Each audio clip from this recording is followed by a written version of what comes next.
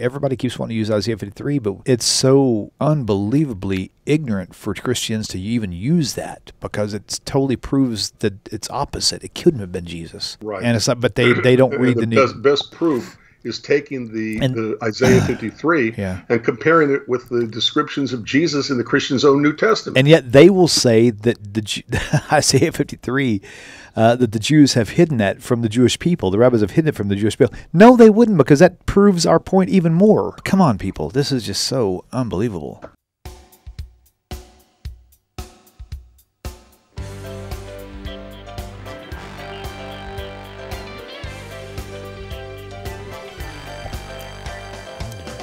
Welcome to TaNaCh Talk.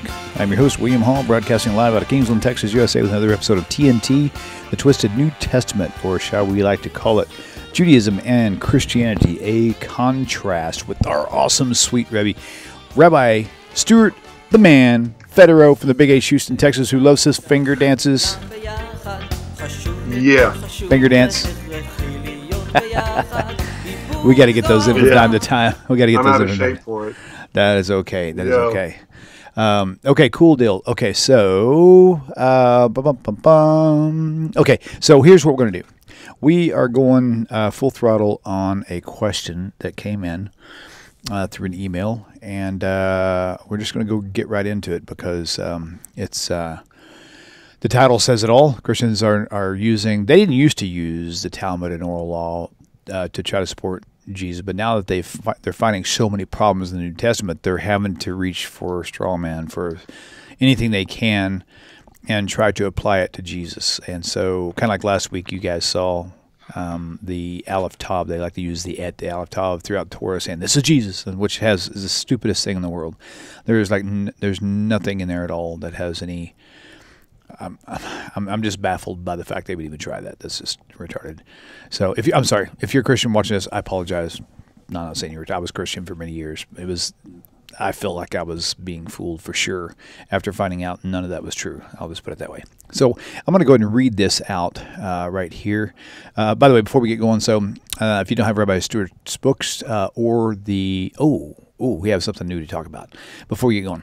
So y'all know about Judaism and Christianity contrast. You also know about the HebrewJumpstart.com, which is Rabbi Federow's special website. Let's pull. Yep, you got that. And special website. He now has a workbook video that is going to be that will accompany the video itself. And those who actually sign up for that, I don't know if it's like $100,000 or only $10. I'm not sure, but whatever it is, if you do that, then you will also be given a link to the download for the actual digital book you can actually print off, and you get workbook. Thank you, and you'll have the video will be fully yours to work. Rabbi's working with you through the workbook. It's pretty awesome. So it's one of the best, from what everybody else is saying, it's one of the best Hebrew teaching videos on the internet right now. And I've seen so many people say that, and people who are really studying and trying to get along with their Hebrew learning. So that's pretty awesome. And some of you don't know this, but we actually, Gabriel Sanders and I have a new show where we're learning Hebrew using each weekly Torah portion, which is, to me, is freaking amazing. I love it. It's great. Right. So here we go. I'm going to read this off. Let me get this stuff off screen here so I don't block anything.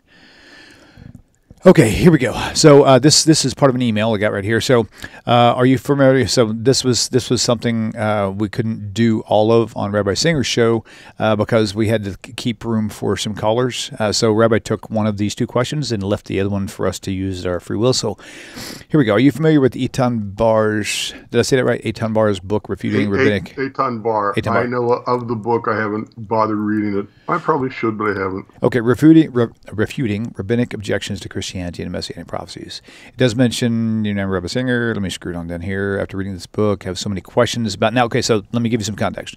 This lady, amazing young woman, she actually used to be a minister, and she's not anymore. She has left Christianity 100%. She no longer believes in the New Testament Messiah figure or the New Testament. And she's also written a book. We're going to be working on getting an interview with her soon. But this is the mind of who this is coming from. So her saying this right here, I should have kept my mind on there. See, they certainly believe. Okay, the following is what they have written in the book. I would love to hear what you have to say in regards. Okay, so let's scroll on up here. They state Isaiah 52, an intro to Isaiah 53, that the suffering servant. And by the way, we're not going to read this all the way through. We're going to read it to a point, and then I'll let you comment, and then we'll read some more. I feel if we read the entire thing, we might get lost somewhere and forget something. Or would you rather read the whole thing and you just kind of take some footnotes? No. Let's read it slowly. Otherwise, I'll forget what we're talking about. Okay, cool. All right. So you just tell me when to pause, because I think you've got the email open now, right? Yes, I do. Good. Okay. So they say that Isaiah 52 is an intro to Isaiah 53. Suffering servant can refer to either Israel as a nation, or to Isaiah the prophet, or to the Messiah, depending on the context of Isaiah 42, 49, or 50. See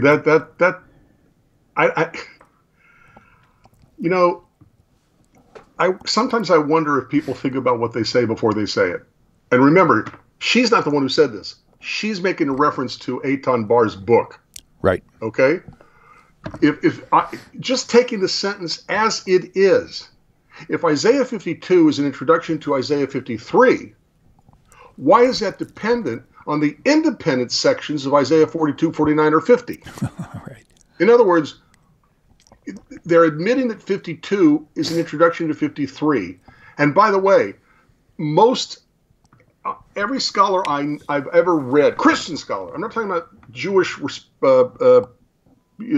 defenses, I'm talking about Christian writers explicitly say that Isaiah 53 doesn't begin with Isaiah 53:1. The whole basic Isaiah 53 passage begins with Isaiah 52, verse, I think it's 13 or 12. It's one of those. Right.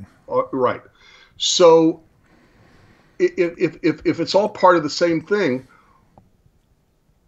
I hope he explains in his book. I don't know that he does or doesn't, but what the context is, okay, of 42, 49, or 50 has anything to do with 52, 53. Why is the context of Isaiah 42, 49? You're cutting out a little bit. Why is 52, 53, if it refers to Israel or Isaiah the prophet or the Messiah, depends on the context of 42, 49, or 50. Mm-hmm. I don't understand that. And 42, 49, or 50, I'm not sure about 50, but 49 and 42, I thought both explicitly say Israel is the servant of God, meaning that Israel is who it's talking about in 42, 49, 50, 52, 53. But I'd have to refresh my memory real quick. Okay. So that needs a lot of clarification. It makes no sense to me the way that she's quoting Isaiah, the way she's quoting Eitan Bar's book. Okay.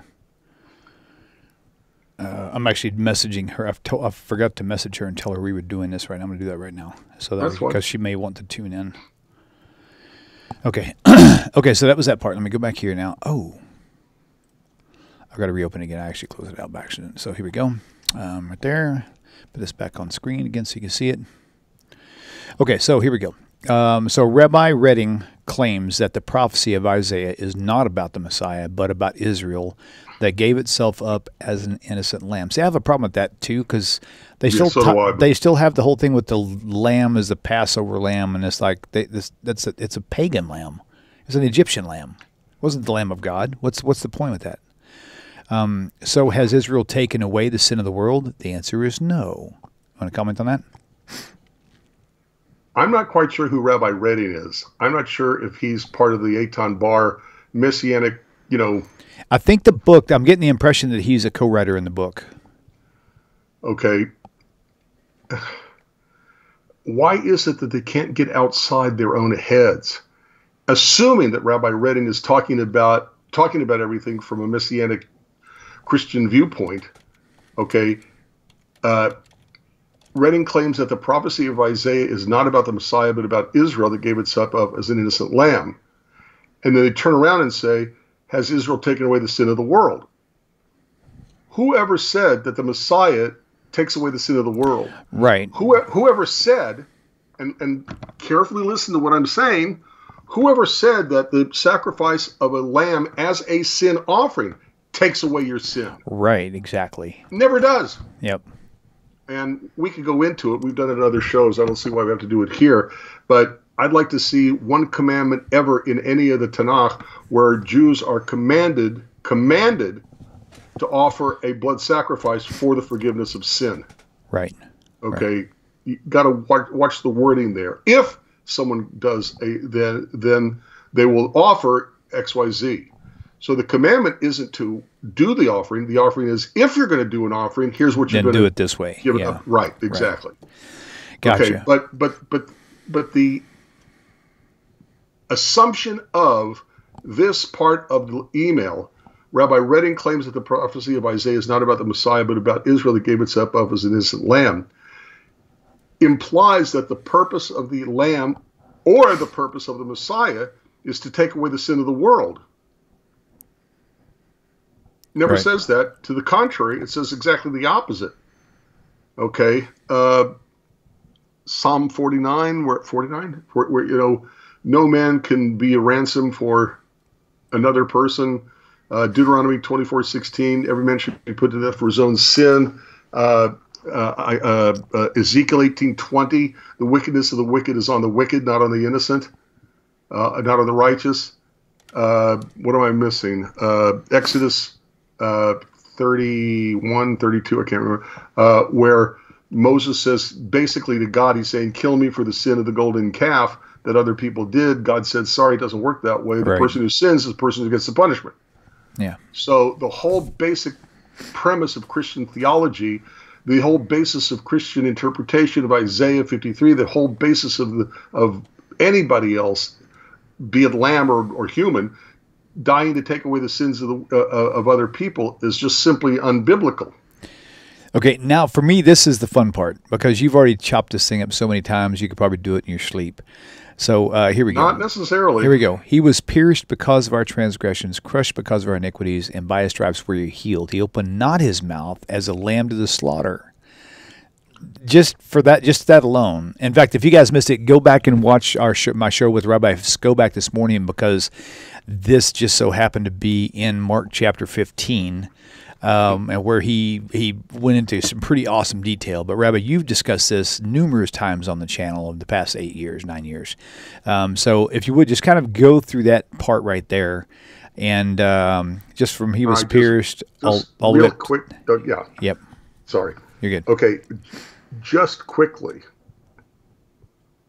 the question that is neglected here in the Eitan Bar book, that she references, is one, first and foremost, who's doing the talking? Okay, and what do they mean by what they say? And here's where Judaism and Christianity differs. Okay, here's where Christianity wants to interpret this to reference Jesus, and that's not what the Hebrew says. Okay, and William, you've heard me say this so many times, you probably repeat it with me. Okay, but if I kill you, I sinned, and you died as a result of my sin by killing you. It's not that your death takes away my guilt for killing you. It's not that your death takes away my sin, no matter what those sins have to be. Right. It's that you died as a result of my sin. Right. Okay. I hurt you. I sinned. You got hurt. You got hurt because I sinned. And here, at least they got the translation better. He was pierced because of our transgressions, crushed because of our iniquities, which is another word for sin. Right. Okay. And let's take that phrase first. It explicitly means if he was pierced because of our transgressions made him pierced. Okay? If he was crushed because of our sin, then our sin led to his being crushed. It's not that he took away our sin. It's that he died, or he got pierced or crushed as a result of our having sinned. Okay? Mm-hmm. Now let's talk about by his stripes we are healed, which is one of the most amazing passages that seems to just fly right over the head of Christians because how they want to understand it. We're going to get to this again in her quote from Eitan Bar. Okay? And we just had this play out worldwide. We just had this all over the news. We just had, at least in the Jewish press, you had exactly what we're talking about in Isaiah 53 take place on camera everywhere. Okay, what happened October 7th? And I'm not turning this into politics. God, I hate politics. Okay, but what happened October 7th? You had a lot of innocent people murdered, tortured, raped, stolen, kidnapped. Okay, and what was the response of the worldwide community, not the Jewish community? It's your fault. You deserved it. This is, your fault. Israel's fault. Israel, what's their word? Colonialist, genocide. Right. Okay. And as a reaction to the innocent people in Israel being murdered, tortured, raped, as a response by the Jews to the non-Jewish community, okay, turning against us and expressing the anti-Semitism that had to have already been in their hearts, what was the response? Laid out, le'enei kol chai, before all of the living. What was the Jewish, not the only, but what was the Jewish response? I never felt so close to my Judaism. I'm going to have to join a synagogue. I'm going to have to start obeying, maybe I'm going to start considering keeping Shabbat. Maybe I'm going to be more observant. That's what they said. It's laid out for us in the past however many months it's been. Open not his mouth as a lamb does. I'm sorry, started reading wrong. And by his stripes we are healed. Healed. Do you know how often the Bible and the prophets talks about the disobedience of the Jewish people and suffering, because of our sin as a disease? Making the analogy of being healed when we finally come to our senses and start obeying God's commandments in the Torah. By his stripes, whose stripes? Any Jew who's ever been innocent and killed or raped or tortured by non-Jews, by the non-Jewish nations, we are healed. We are responding to what happened in front of us. Oh, I don't know, the death of the innocent, by returning ourselves to God. My dear friends, hope this message finds you well. If you like the way this channel is going and the channel has been a blessing to you, please consider supporting the channel by going to the website TaNaChTalk.com, TaNaChTalk.com. Thank you once again for your time and for supporting TaNaCh Talk. Shalom. By returning ourselves to God. Right. Come on, William, didn't you see this? Did you see any of the reports, the interviews of members of the Jewish community who have said, now that this has happened, maybe I want to return to God, maybe I want to start becoming observant, maybe I want to go back to synagogue, maybe I'm going to join a synagogue. As a blanket statement, I've seen that everywhere. I've seen that everywhere. Playing out. Even people who are not in Israel. I mean, absolutely all over the world. Yeah. It is playing out exactly this concept of when you see somebody who is even a celebrity, but generally somebody who's respected, who is admired, who dies, even if it's not at the hand of someone else. But just hearing about their death on the news, people start looking at their own lives and thinking maybe it's time for me to make change. Yep. Okay. And by the way, this by his stripes we are healed isn't the only place in Isaiah 53 which refers to this phenomenon of somebody who is innocent being hurt, murdered, tortured, raped, leading to everybody else who sees this to be inspired to be healed of their sinning by coming back to the Word of God. Yeah. Okay. Well, I would like to also point out some things that we've talked about before. It's hard to remember everything that you mentioned in shows past, but Right. so bouncing things off of each other, I think we can offer some pretty interesting insight that wasn't mentioned. And I think this is how most missionaries will, whether you're Messianic or not, how they approach things is, of course, by cherry picking. And so he opened not his mouth. And of course, you mentioned that that he did open his mouth. Jesus was all over the place. He was defending himself in at least 3 different letters of the New Testament. He was defending himself.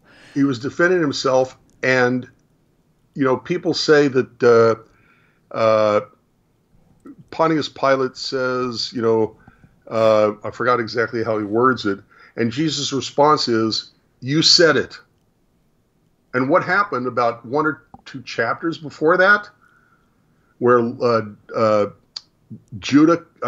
where Judas comes, and says, you just accused one of us of being your betrayer. Is it me? And what is Jesus' response to Judas? You said it. It's the same words. Right. You said it is an agreement. It's a statement of agreement. You're right. So when Pontius Pilate says, "Are you doing this stuff?"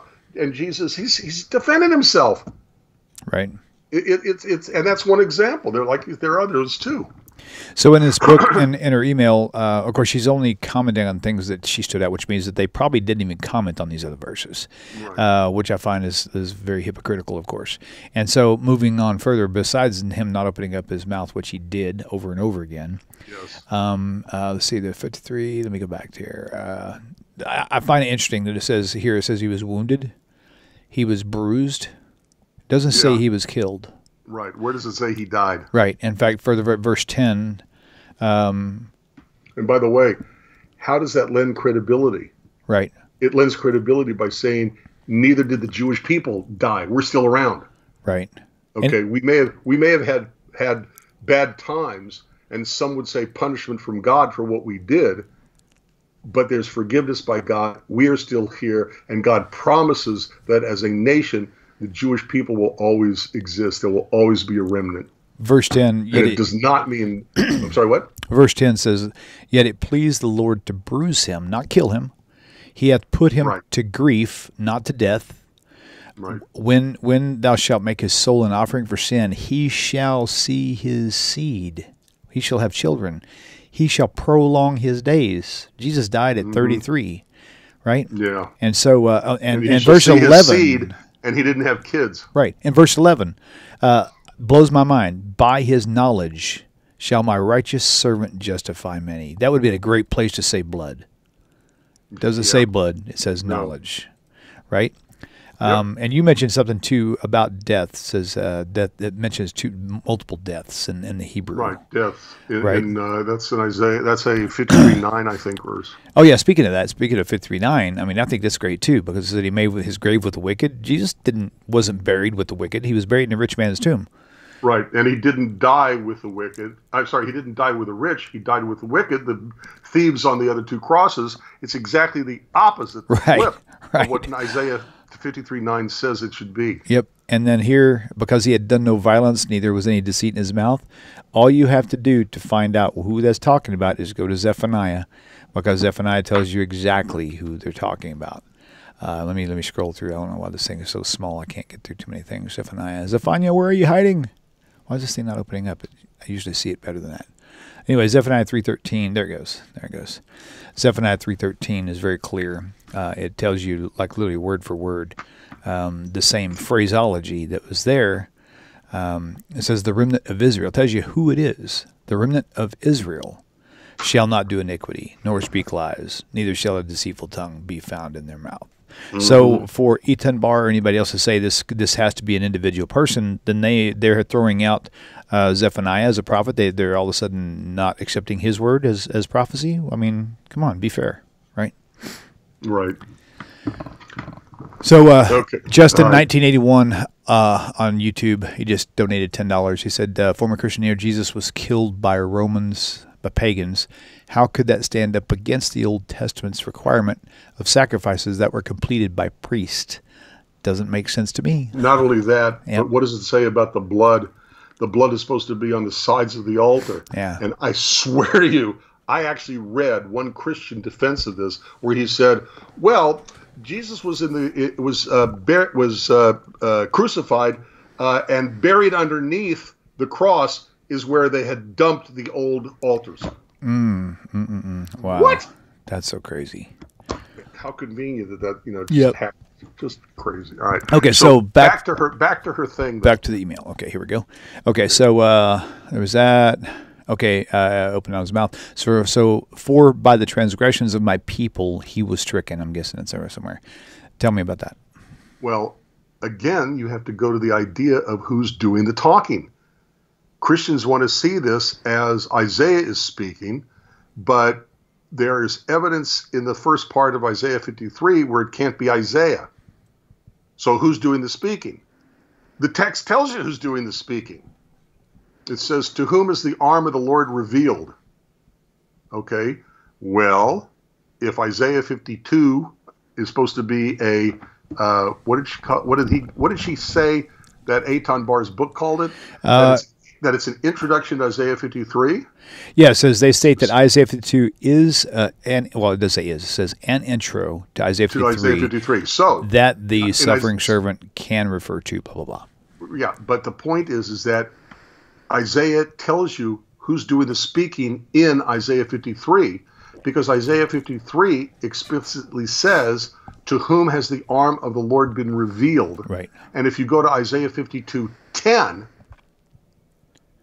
what does it say in Isaiah 52:10? Oh, sorry. I've got it right here. It says go ahead. Okay, so let me back up here. Where's my arrows at? Oh, sometimes they show me I can just click it now. I got to go back and reselect the whole thing. Oh, bear with me. Isaiah 52. See, right there is 53:1. To whom has the arm of the Lord been revealed? 52:10. The Lord hath made bare his holy arm in the eyes of all the nations. In the eyes of all the nations. Mm-hmm. So it's all the nations, the leaders of the nations of the earth, the Gentile, non-Jewish nations of the earth, who are speaking in Isaiah 53.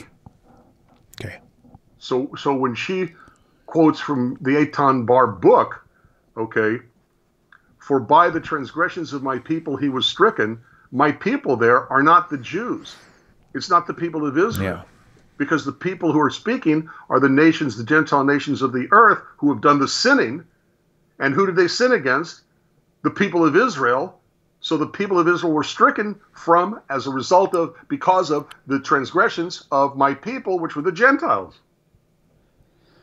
So when it says, again, she's quoting Eitan Bar, what people was Isaiah part of? The people of Israel. That's not relevant because that's not who's doing the speaking in Isaiah 53. Right. So this is typical Messianic Jews for Jesus, Hebrew Christian obscuring the truth. Yeah. Right. Okay. So going back to the more, here we go. Her email. Yep, very good. Okay, the servant of the Lord in Isaiah 53 was guiltless. Yet, according to the Torah, the suffering of Israel was a result of sin. Not because of the righteousness, whereas the servant of the Lord suffered as a righteous person, not because he had sinned. The people of Israel were being punished and suffered because of their own, she didn't say own, but their own sin is what it's saying. Right. Do people read this stuff and not understand what they're saying? The servant of the Lord in Isaiah 53 was guiltless, yet according to the Torah, the suffering of Israel was a result of sin. The Torah is how long before Jesus? Okay, because the Jews sinned and had all sorts of problems as a result of their sin in the TaNaCh, in the prophets and the writings. Then, I don't know, let's say 400 years later, it's the same thing. Where does it say that? Who interpreted it that way? The first destruction of the temple, the Jews interpreted it as a result of sin. But what was it that led to the destruction of the second temple at least 2, maybe 3 generations after Jesus was dead and buried? Sinat chinam, baseless hatred. Right. People hating each other for no apparent reason. Well, I'm sorry, but that's not the same thing. They're taking the history and saying that whatever happened in history must also apply here. Where does it say that? Where does it say that? The suffering of Israel was a result of their own sin, okay, not because of their righteousness, whereas the servant of the Lord suffered as a righteous person, not because he had sinned. So they're applying what happened in history to a different situation, different circumstance, different people, different time, different oppressor, different. It's taking, I've said this a million times, I'll say it a million times more. You have to look at the context. If you take the text out of the context, all you're left with is a con. I love that. That's so good. And that's what they're doing here. The context of what happened in the prophets is that Israel was being punished for their sin, and that's what happened with the destruction of the northern kingdom, the destruction of the southern kingdom, 586, the destruction of the temple, etc. What does that have to do with under Rome? Does that mean that every single time the Jews suffer, it's a result of their own sin? That's not my theology. I think there's a lot of people who may not have that as their theology. Does that mean that the real reason why there was a Holocaust is because Jews had been sinning? Yeah, I don't think so. No. I think that's because other people chose evil. They said it was better to build gas chambers than hospitals. Okay, Yeah. So Okay. how do they take that and apply it here? Is just the United States won by their rebellion, so every rebellion is a rebellion against England, because that's what happened back. It just makes no sense to me. Okay, so moving on to the next spot. This thing shrunk. Let me make it bigger so y'all can see it better. Right about there. Okay, Rabbi Eliezer in the 7th century, his prayer for Yom Kippur, our righteous, quote unquote, our righteous Messiah has turned away from us. We have acted foolishly. Our iniquities and our yoke of our transgressions, he bears on his shoulders to find forgiveness for our iniquities. By his wounds we are healed, is quoting that part. And again, where does it say that his death takes away our sin? Right. Okay, when the Messiah bears on his shoulder our transgressions, okay, it weighs him down how badly we're behaving. When he tries to find forgiveness of our iniquities, he's trying. And by the way, what exactly does a prophet do? Does a prophet leave the Jewish people to go preach to someone else? No, he's preaching to the Jews to admit their sin and stop doing the bad and start doing the good, which repeatedly throughout the TaNaCh is what we're told all we have to do to be forgiven for our sin. Yeah. So to find forgiveness for our iniquities, he bears our sin on his shoulder, comes to us and tries to get us to repent, and our repentance is what leads to the forgiveness. Yeah, right. And then again, by his wounds we are healed, which we already discussed. Right. And so, which this the second part too, so thus proving Isaiah was about the Messiah, that didn't prove a thing. Could not be referring to the people of Israel as they are not an innocent lamb. I disagree, because it's talking about the remnant of Israel, as we very well showed you in Zephaniah 3:13. Right. Here, the remnant of Israel shall not do iniquity, nor speak lies, neither shall be a deceitful tongue. Now, if this verse wasn't here, I would struggle with that answer. Oh, Sorry, I keep forgetting my dang things are not the same size. I hate when it happens. well, but William, Yes. within Isaiah itself, okay, it talks about the innocence of the people, okay, that they didn't deserve. What's the whole point of Isaiah 53? The nations of the earth who are doing the speaking recognize that what they have been doing against the Jews has been sin. We the Jews suffered as a result of their sin, and now it has led them, the Gentiles of the earth, to repent and to acknowledge God. Right. Okay, so, Okay, go ahead. Nope, you're good. It goes on to quote Rashi, and this is where Rashi disagrees with all Eitan Bar, I guess, because it says it goes on to quote Rashi, and his claim was that the suffering servant was the people of Israel. But then Sa'adja Gaon, who confronted Christians in debates, did not attribute Isaiah 53 to the people of Israel as a nation, but to a single person. It doesn't matter what a single person or even a group of people, what matters is what's written. And it shows you, like we've already shown you in the actual text of TaNaCh, who it's talking about. It's very clear. Maimonides also replied Isaiah 52:15 and Isaiah 53:2 to the Messiah in his letter to Jacob al-Fujami. I don't know who that is. Right. Not referring to the people of Israel as they are not innocent lambs. See, that just tells me that, first of all, Maimonides would not have called him an innocent lamb to begin with. I don't think so anyway, because the lamb. Yeah, that they wouldn't have used the lamb. So that makes me think that this book, Christian messianic lamb of Passover. That just makes me think that these people who wrote this book are super being really freaking deceptive to try to trick people, because there's no way Maimonides, because everybody in Judaism knows that the lamb from Passover was not the lamb of God. It was the lamb of the Egyptians that was slaughtered. Right. And everybody knows that. And so, the text explicitly calls him the abomination of the Egyptians. For that book to attribute, sorry, I thought I had this other screen open for you guys. I was trying to highlight stuff and I didn't switch it over. So for this book to attribute this to Maimonides, I'm thinking, I don't think so, Tim. Not even possible. Not for innocent lamb. Okay, Rashi and others believe this passage to be a description of the Messiah. And see, that's just... There's a lot of hearsay here with no proof text. Again, the author of this email does not believe this stuff. She just needed answers on how to deal with answering people who make these claims. Right, of course. Yep. Okay. So, there you go. I just want to go back to something. Sure. Like paragraph up or whatever. Okay. Okay. Regarding Isaiah 59, 3-8, it goes on to quote Rashi, and his claim was that the suffering servant was the people of Israel. The people of Israel are personified as a single individual. You can take it as the people of Israel. You can see it as a single individual. Doesn't make it the Messiah. It doesn't mean he's dying for the sins of everybody else. Okay, when Isaiah 49:10.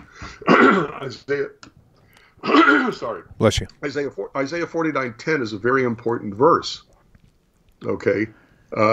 Can you possibly bring it up? Yeah. Okay. Let me share my screen with you. You might be able to see it here. Let's go here. Start sharing. Okay. Isaiah 49:10. I'm just going to use King James for now. That's fine. Either one. Any of them. See, I did it again. Dang it. There it goes. Okay. Isaiah 49:10. Yeshayahu 49, verse 10. Okay, let's put this here, and now I got to shrink it again because they're not the same dang size. Bear with me. There we go. Okay, 49:10. Here we go. They shall not hunger nor thirst, neither. Is that the right verse? Might be 9. Isaiah 4. I'm sorry, 43:10. Oh, 43:10. Got it. Okay, I'm sorry. No, you're good. Let's try this again. There we go. Oh, here we go. 43:10. There we go. Ah, crud. 1 second. Sorry, guys. 43. I got to ship this right here. If I could count, I'd be doing all right. Okay, 43:10. You are my witnesses, saith the Lord, and witnesses, plural, and my servant, singular, who I have chosen. Exactly. So in one verse, Isaiah, same as Isaiah 53, is Isaiah 43. Okay. In one single verse, he's referring to the Jewish people in the plural as witnesses, but also in the singular as servant. Yep. Okay.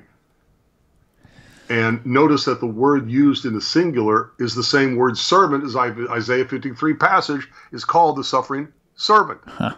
Nice. Okay. So the book of Isaiah itself uses plural and singular both in the same verse to refer to the Jewish people, and the singular word referring to the Jewish people, the singular is servant. Yeah, right. So, yeah.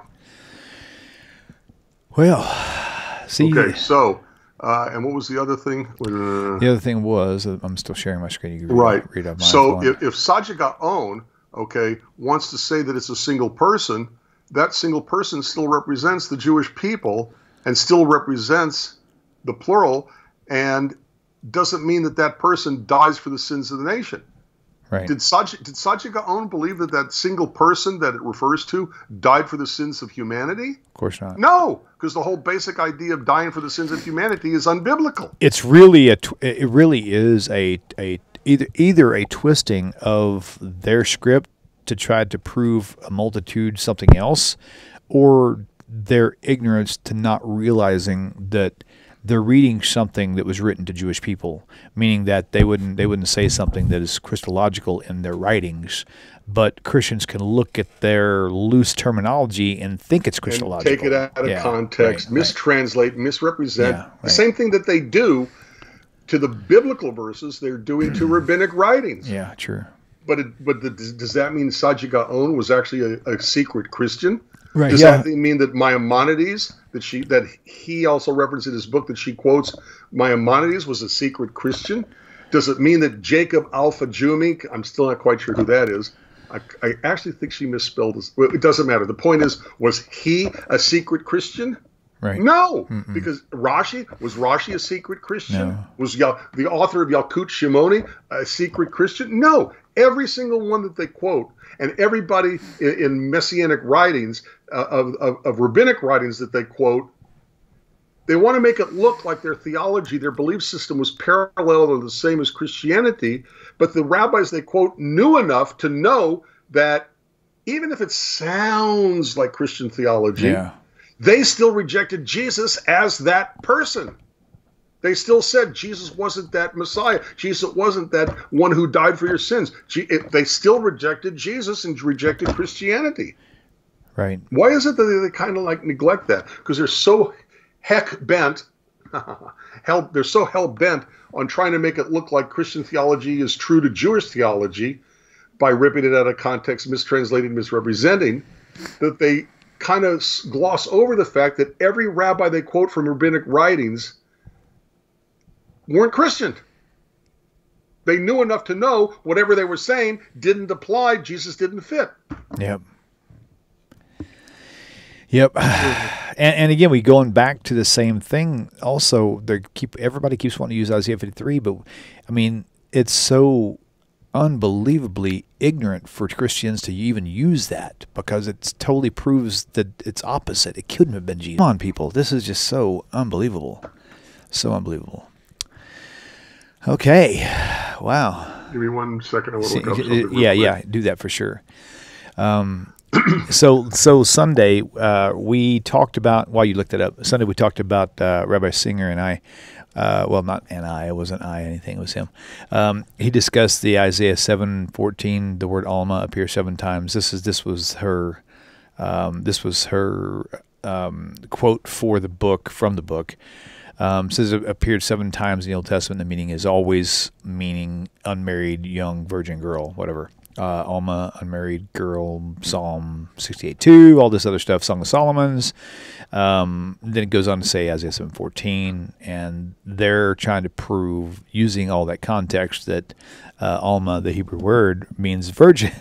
It just flat out, it doesn't. That's just the way it went down. It was kind of humorous in my opinion. So, can I show you something? Do it. You're on. This is the very, very last line of her quoting from the Messianic Rashi book. And others believe.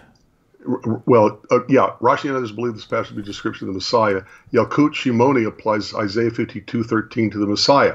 Notice that Yalkut Shimoni is only applying one verse to the Messiah. Okay. And what exactly does that one verse, Isaiah 52:13, say?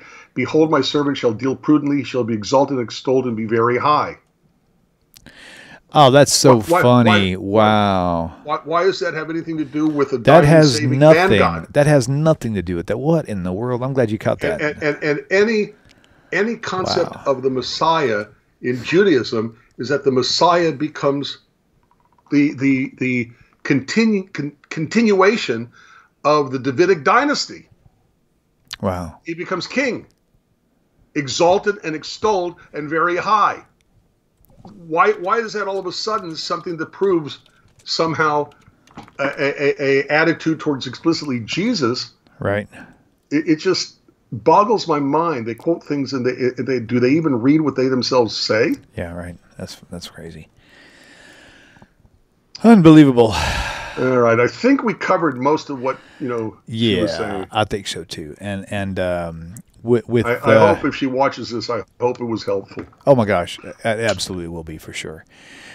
So there we go. All right, guys. So this video, just as a reminder, we probably will cut it a little bit short. I've been kind of over exhausted and working this last couple of days shoveling gravel and just exposed to heat. I'm kind of like gonna take advantage of this 15-minute early shutdown. If you're okay with that, Rabbi.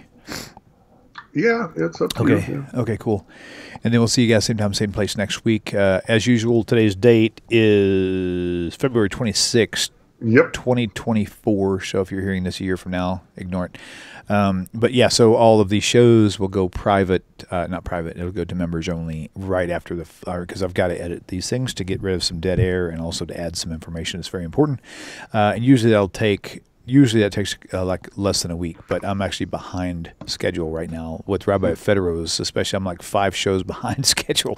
So Doesn't matter. So there's 5 shows that only about William, 80 I'm people have just happy to seen. be here. And considering they get thousands of views, when they come out, they'll be just like they're new and fresh. This one will probably be it'll probably be next month before this one actually comes out. So, but if you want to have immediate access, this is not a ploy or a secret plan of attack. This is just if you really want to have immediate access to every show without having to wait, whether it be 2 days or 2 months, whatever, then you can join the channel for as little as like $4.99 a month, and I only get like $2.80 of that. So it's not for me. It's just if you do happen to join the channel, that'll be a perk for you. So and like I've said before in a post, that even if they didn't have memberships, it would still be the same. You would still have to wait 2 months to get the video. So I'm just saying, if you want it early, that's something YouTube has provided as a loophole, so you can have all your stuff early. So with that being said, Rabbi, I love you. That was awesome. Great explanation. I love you too. And we will see you. We'll see you same time, same place next week. And love you guys. Thank you for tuning in. Be sure to hit that like button. Got 93 viewing, 38 likes, and thank you for the $28 in revenue there, chat revenue. That's awesome. Appreciate you guys, and we'll see you soon. Shalom, shalom. Hello, my dear friends. Hope this message finds you well. If you like the way this channel is going, and the channel has been a blessing to you, please consider supporting the channel by going to the website, TaNaChTalk.com, TaNachTalk.com. Thank you once again for your time and for supporting TaNaCh Talk. Shalom.